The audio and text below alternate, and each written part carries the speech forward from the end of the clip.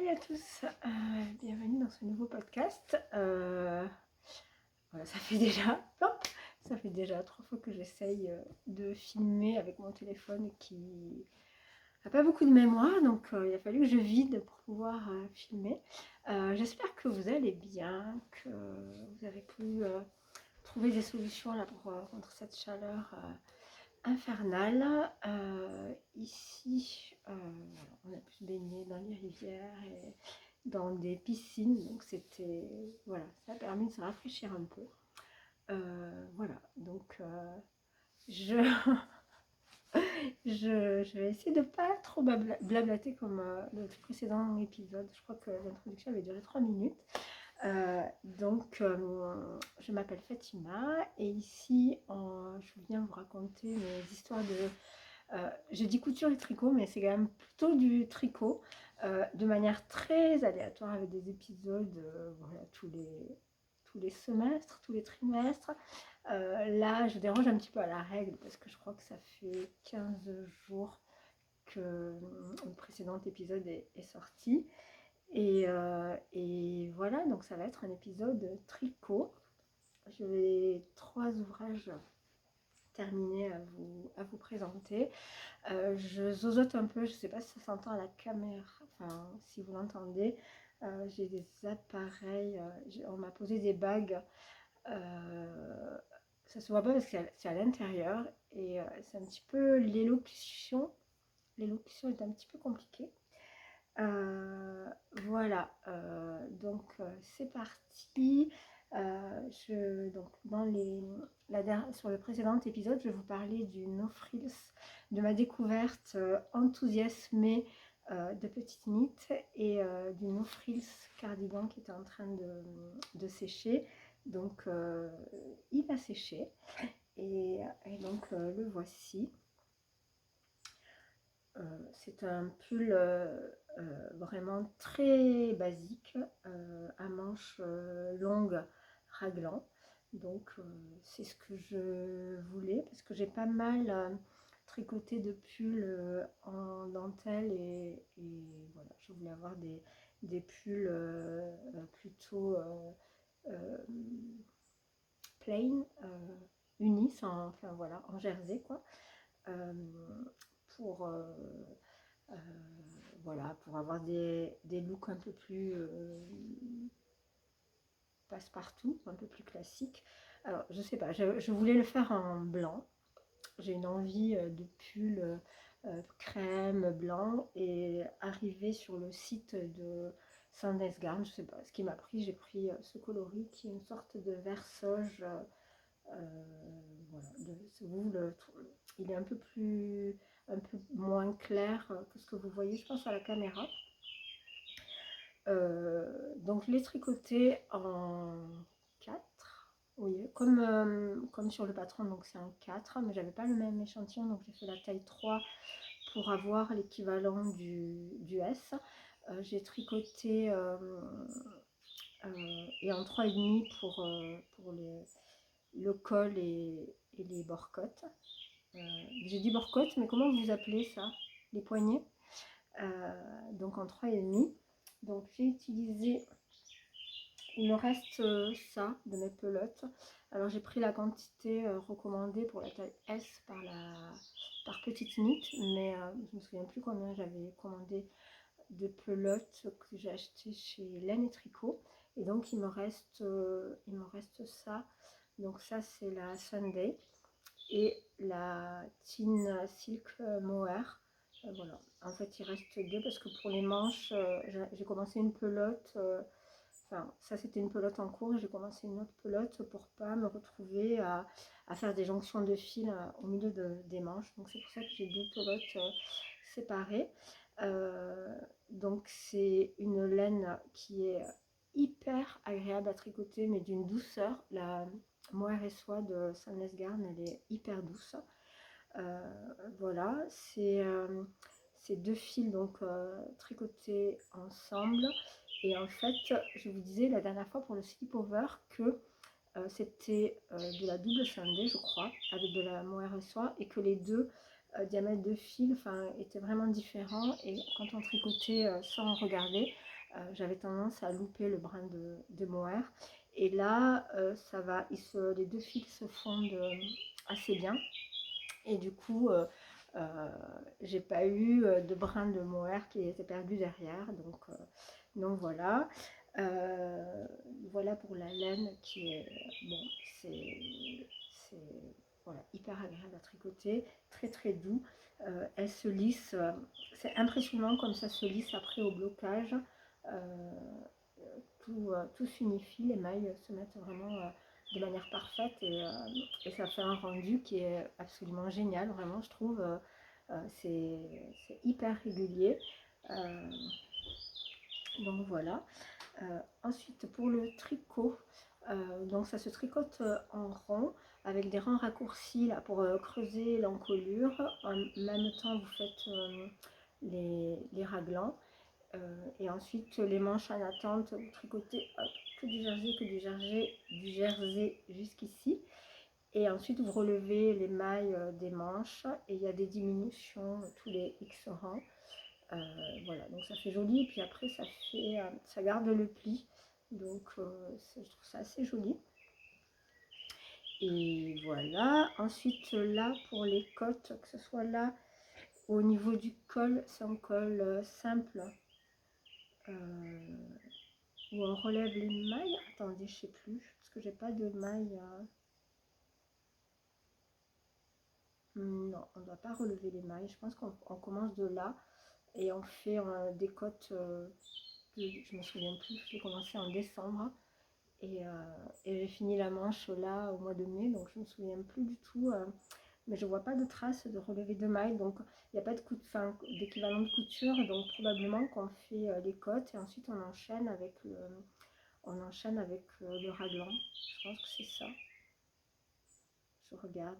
Oui, ça doit être ça. Oui, vu comment les résultats.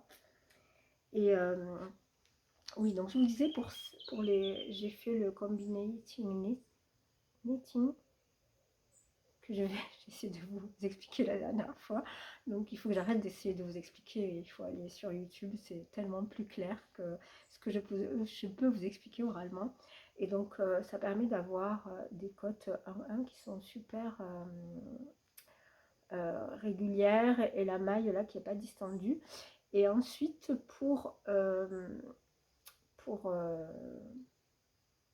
rabattre pour rabattre les mailles là, j'ai utilisé un tuto que j'ai trouvé sur Instagram. Alors je vais essayer de vous l'expliquer. Ça se fait à l'aiguille. On passe le fil dans 3 mailles et on en rabat une. J'essaierai de vous mettre le nom si je trouve sur mes posts enregistrés sur Instagram. Et ça fait quelque chose qui est assez régulier, qui est hyper rapide à faire. Et voilà, donc d'habitude je fais le rabattage à l'aiguille à l'italienne et là j'ai testé ça et ma foi, alors c'est un petit peu irrégulier là, alors est-ce que c'est moi qui ai mal géré ma tension, je sais pas. Donc voilà pour ça, un pull vraiment zéro cerveau qui monte tout seul. Euh, voilà, il est tellement simple, bon, des explications simples. Alors je suis tombée l'autre fois sur un podcast qui n'aimait pas du tout des explications de petites mythes. J'étais surprise, alors je me souviens plus qui c'est. Mais voilà, moi je trouve que c'est tellement clair. Voilà, je vous l'ai dit la dernière fois, mais vraiment, j'adore ces patrons. Et puis, comme je suis à la recherche de basique et que chez elle, je ne suis pas allée chercher plus loin que ça. Il y a plein de, de, de pulls très, très basiques. Donc, ça sera parfait pour cette année qui arrive où j'ai envie de faire des pulls simples, confortables et puis dans des tons clairs. Donc voilà pour ça, je vais le passer pour vous montrer. Alors aujourd'hui il fait pas très chaud, en tout cas à l'intérieur de l'appartement ça va, donc bon ça va, ça se supporte. Hop, Donc voilà, il est un peu grand. Vous voyez là le raglan, mon épaule, mon aisselle est là et le raglan est là. Donc je pense que j'aurais pu le faire un petit peu plus petit. Mais bon, ça, avec un jean cet hiver, ça sera très bien. Donc voilà pour ce premier ouvrage terminé que je vais plier et ranger jusqu'en novembre, je pense. Hop. Ensuite, le deuxième projet terminé, c'est un projet que j'avais présenté en cours il y a peut-être 2 podcasts. Ça y est, je manipule de la laine et pardon, j'arrête pas de m'hydrater. Et c'était un projet que j'avais pris quand on était allé à la montagne voilà, pour quelques jours, que j'avais oublié là-bas à 2 reprises et donc qui était resté avec une manche qui n'était pas faite, voilà, et que j'ai récupéré là parce qu'on est allé à la montagne début, enfin mi-juin. Oui, je vous ai pas dit, on est le 4 juillet. Voilà, depuis l'en laine, tout va bien. Donc c'est le cardigan number 4 de My Favorite Things Knitwear. Donc le voici. Ouh. Mais je pense que c'est aussi bleu en réalité. Le cardigan number 4 de My Favorite Things Knitwear qui se tricote avec 3 fils de mohair et soie tenus ensemble. Donc là c'est le mohair et soie de Drops. Ah oui, je vous ai pas dit. C'est pas très organisé ce podcast, c'est comme je prépare rien. Euh, pour ces 2 laines là, si jamais ça vous intéresse, donc c'est le coloris 85-21 pour la Sunday et c'est le coloris 10-15 pour la Team Silk Mohair. Voilà. Et j'en ai fini avec ce projet. Donc ce cardigan, il se tricote en Fisherman Rips, donc c'est les semi-côtes anglaises, je pense, sorte de point brioche. Donc on commence. Alors c'est super parce que j'ai appris le montage provisoire parce que on commence par tricoter ici le dos de la bande d'encolure. On fait un montage provisoire et on tricote comme ça et ensuite on récupère les mailles et on avance comme ça. Voilà, c'est très clair, hein. Et ce qui est génial dans ce pull, c'est que on relève pas les mailles, là la patte de boutonnage se tricote en même temps que le corps, parce que vous imaginez relever toutes ces mailles là, moi ça m'aurait découragé. Donc ça tombe bien. Il est tricoté avec, je sais pas si vous voyez là, il y a des manches raglan. Et on tricote tout d'un seul tenant. Ensuite les manches sont mises en attente et on continue les mailles comme ça, mais elles sont pas relevées, c'est des mailles en attente, et ensuite qu'on continue comme ça.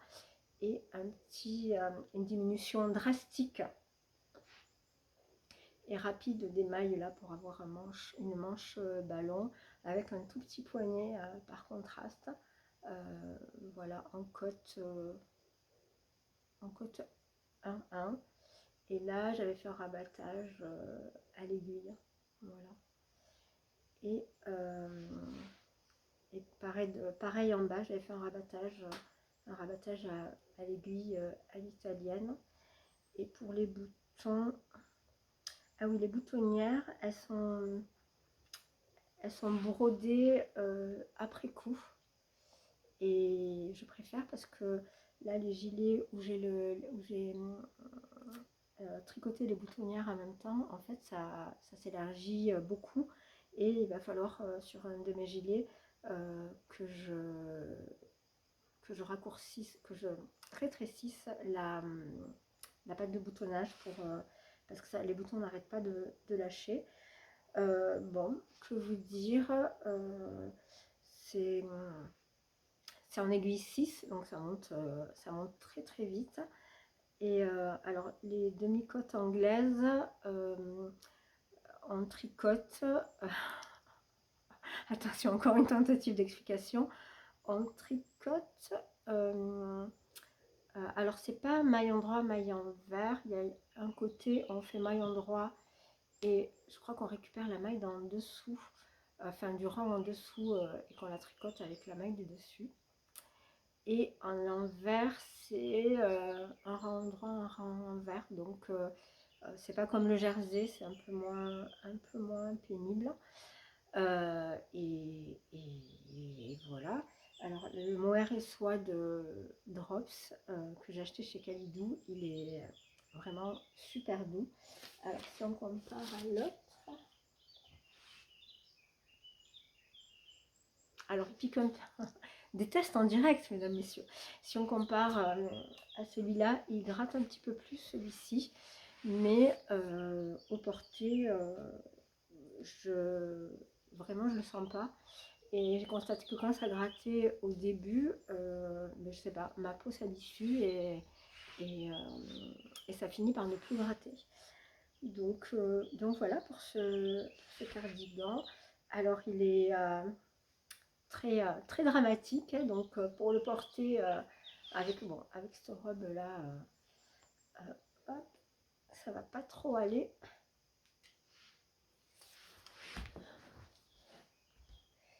Donc hop, avec des manches voilà, avec des manches très larges. Bon, il est assez large quand même. Hop. Et pour le raglan, ça tombe là. Il est beaucoup moins lumineux à la caméra. Il est beaucoup plus foncé, beaucoup plus soutenu en vrai. Et voilà, qu'est-ce que le seul truc, là, bon, ça se tricote en aller-retour. On a des aiguilles 3,5 ici et ensuite des aiguilles 6, enfin attendez, je vais essayer d'être plus clair. Des aiguilles 3,5 pour la patte de boutonnage et ensuite des aiguilles 6 pour le corps. Et donc j'ai fini par mettre des marqueurs là pour séparer la patte de boutonnage et le corps pour me rappeler qu'il fallait changer d'aiguille parce que plusieurs fois j'allais avec les aiguilles 6 jusque là, donc il fallait que je défasse. Voilà. Et ensuite la difficulté de ces côtes, des côtes semi-anglaises, Fisherman Ribs, c'est que quand on se trompe, il faut, pour récupérer l'erreur sans tout défaire, il faut défaire sur 2 mailles. Pour une seule maille suffit pas, là en échelle, il faut 2 mailles pour récupérer le motif. Est-ce que vous comprenez ce que je vous dis? Bon, donc voilà pour ce gilet que j'aime vraiment beaucoup, qui me tarde de porter quand on sera,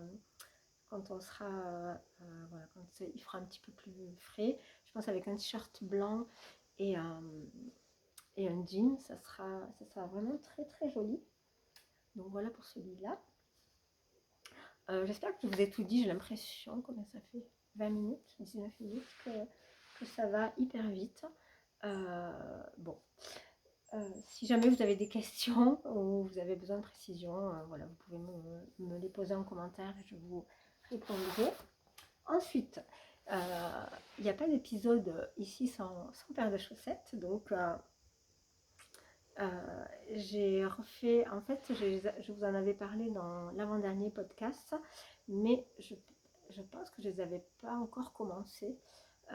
C'est le même type de laine que les chaussettes que j'ai faites pour mon mec. Voilà, mais lui c'était noir et blanc et moi c'est rose et framboise. Donc il y a deux paires. Hein. Non, il y a une paire, enfin il y a deux chaussettes quoi. Euh, alors avant de commencer les chaussettes, j'aurais pensé, vu ma personnalité, que j'aurais le syndrome de la deuxième chaussette. C'est-à-dire quand on en tricote une, on a la flemme et on ne tricote pas la deuxième. Mais pour l'instant, ça m'est pas arrivé. Donc voilà. Donc c'est une pelote que j'ai. Alors la laine, je l'ai achetée chez Noz. Ils ont parfois des arrivages de laine, donc c'était voilà de la laine à chaussettes. Je crois qu'il y a un peu de nylon et c'est de la super laine alors islandaise ou norvégienne et c'est plusieurs brins qui sont retordus ensemble et j'ai voulu finir donc j'ai tricoté une chaussette jusqu'ici, ensuite c'est la deuxième. Voilà, jusque-là. Ensuite, j'ai essayé de les monter en même temps pour qu'elles aient la même taille. Et euh,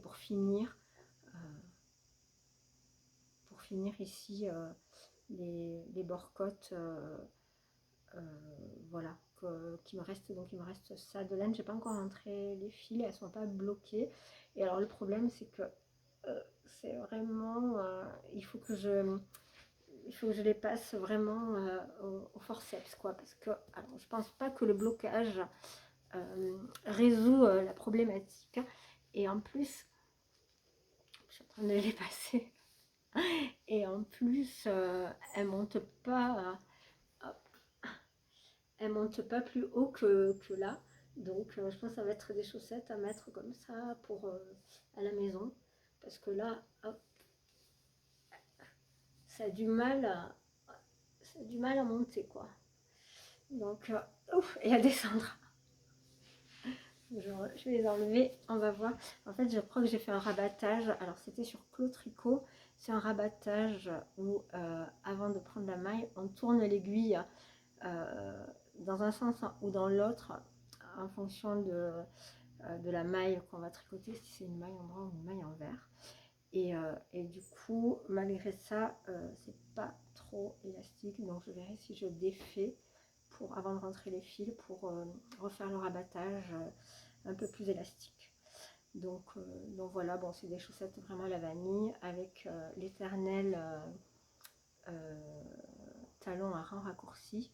Là, j'ai envie cette année de me motiver pour faire les autres types de talons, donc à voir.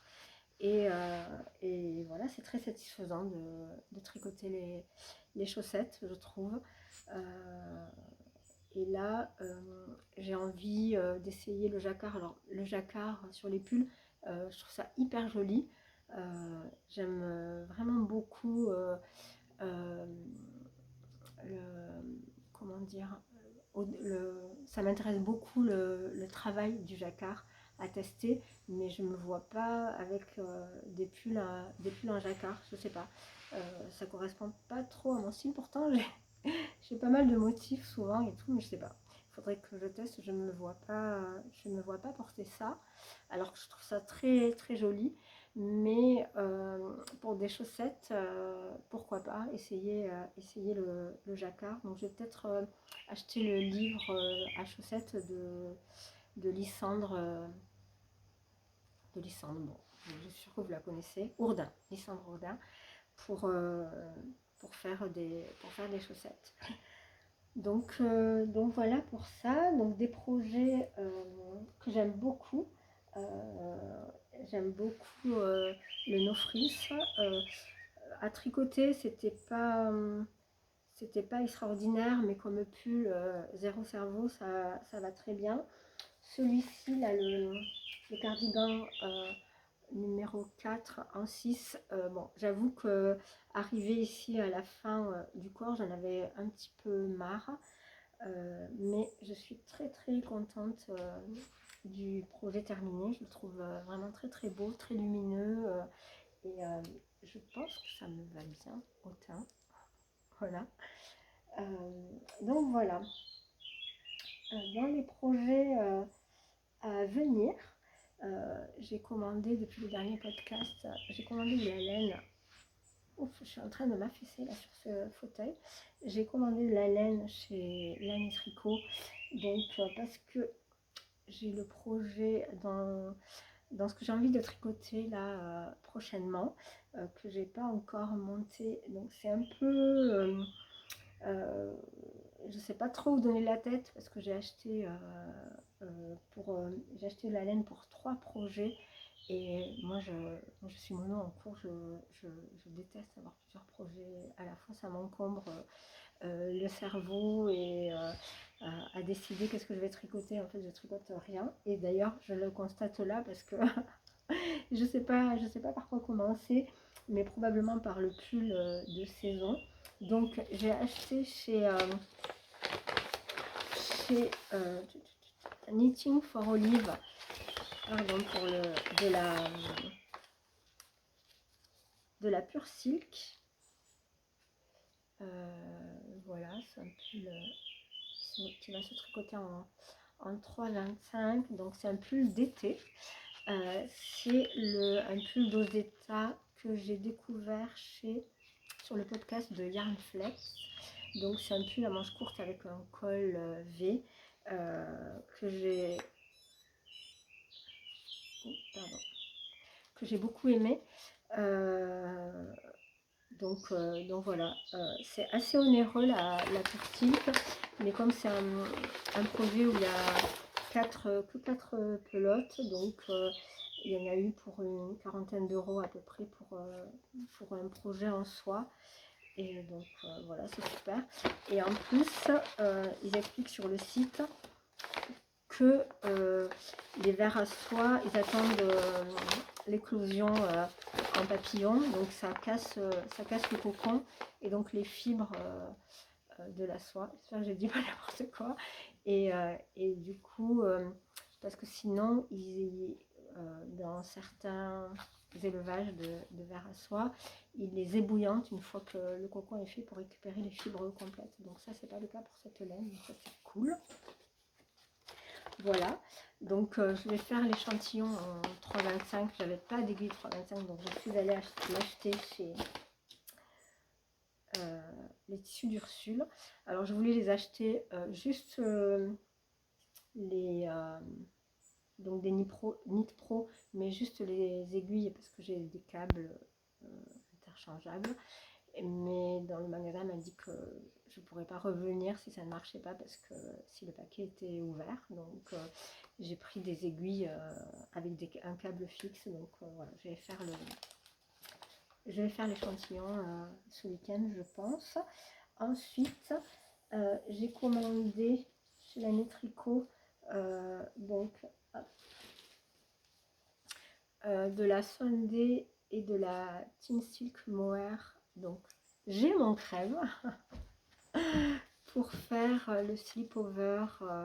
Je crois que c'est le September slip-over. C'est un slip-over en brioche. Donc voilà, que je vais tricoter sur... donc c'est brioche une seule couleur. Donc je vais faire dans ce coloris là. Donc c'est 10-15 pour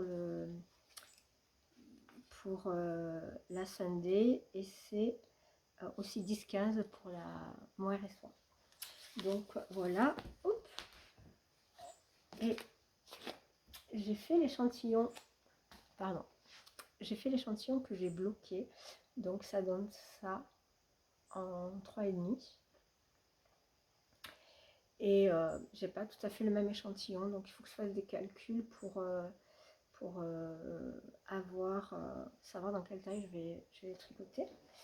Ensuite, j'ai acheté de la Peer Gynt. Pareil chez Laine et Tricot. Pareil de Sandnes Garn. Donc, c'est un rouge.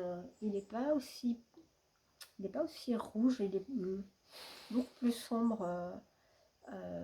Beaucoup plus profond et sombre en vrai. Et donc, voilà, c'est pour faire une Olga sweater avec ces deux coloris là. Le rose par contre c'est vraiment ce rose là, très bubblegum. Euh, voilà, donc c'est une laine que je ne connaissais pas, qui est assez rustique. À tricoter, c'est assez sec, ça accroche le doigt, ça glisse pas trop. Donc j'ai fait un échantillon que j'ai bloqué, qui est là, et c'est, je sais pas si vous entendez, c'est assez rêche. C'est pas du tout cette couleur, hein, c'est très rouge flashy. Euh, voilà, donc ça a régularisé un peu les mailles, mais pas tant que ça garde quand même ce côté un peu rustique qui me plaît pas trop. Euh, mais bon, je vais calculer aussi et voir quelle taille je vais faire, mais je vais quand même commencer par le t-shirt d'Ozeta. Et, et voilà, et je vous dis que j'avais jamais tricoté de pull pour, euh, pour l'été. En fait, si j'ai le... Ah mince, un truc avec Summer. Oh, bien sûr, je vais pas le retrouver. Et je vous le mettrai là. C'est un très beau pull, mais je sais pas, j'ai tricoté un Holiness Garn. Et pardon, j'ai un message. Et, euh, et ça, et c'est une laine qui prend dès qu'il y a un poil, dès que voilà, ça, il récupère, c'est du coton et ça récupère voilà, toutes les particules qu'on n'a pas envie d'avoir sur un pull. Nous, on a un chat, un chien, voilà.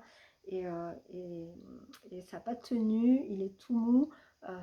J'ai dû le mettre une fois ou deux. J'ai pas du tout. Ah, A Hint of Summer, c'est le pull. Et j'ai pas du tout aimé. Donc, je le porte pas tant que ça. Et ensuite, j'ai du lin que j'avais acheté à la droguerie. La droguerie qui n'est plus malheureusement. Euh, Vous avez dû voir ça passer. Et, euh, et voilà, j'étais bien triste parce que j'ai acheté tellement de perles chez eux à l'époque où c'était la mode des bijoux et des bagues en perles. Et c'est en allant acheter des perles que je suis tombée.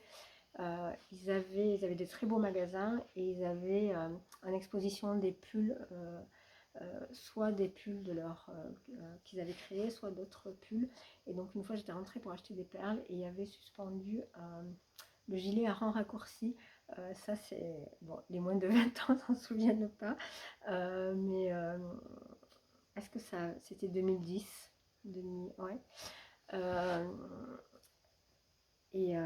et donc j'avais absolument eu un coup de cœur sur ce pull et j'avais acheté les aiguilles droites à l'époque en bambou et la laine alpaga et plumette de la droguerie qui est de la super qualité de laine.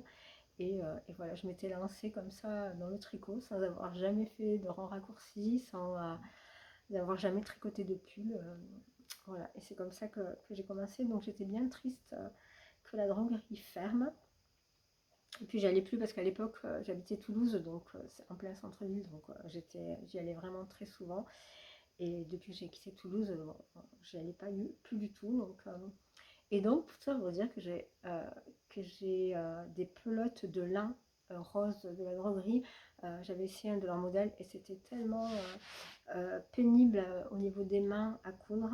Bon, j'étais débutante, donc peut-être que maintenant il faudrait que je les reprenne et que j'essaie de trouver un modèle pour le tricoter, mais j'aimais pas du tout le rendu, donc j'ai laissé tomber. Mais et tout ça pour vous dire que, que c'est très rêche. Je sais pas comment j'en suis arrivée là, mais donc voilà. Donc voilà pour les envies pour les semaines et mois à venir.